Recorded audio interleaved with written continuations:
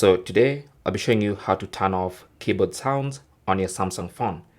So if your phone has keyboard sound, so when you're typing anything, like for instance, if you're in any document and you're typing and you have those sounds, you can actually turn them off. So simply go to settings.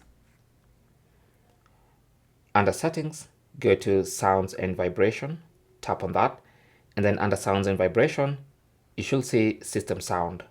So you can tap on that, and then from the different system sounds, you should see Samsung keyboard. Of course, this is assuming you've not changed your default keyboard for your Samsung phone.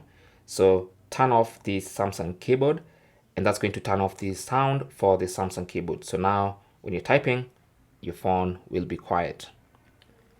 Thanks for watching. Don't forget to like and subscribe. And if you have any comments or questions, feel free to talk to us in the comment section. Good luck.